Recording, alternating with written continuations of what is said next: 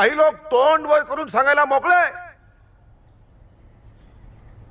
आम्ही यांना पाणी देतो, यांच्यासोबत नाश्ता करतो, आम्ही यांच्या ताटात जेवतो आम्ही. आता कुठे राहिली याचा आत्मत? असंच ना?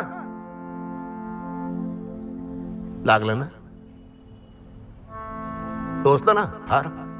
पण असं बोलायची गरज का पडते?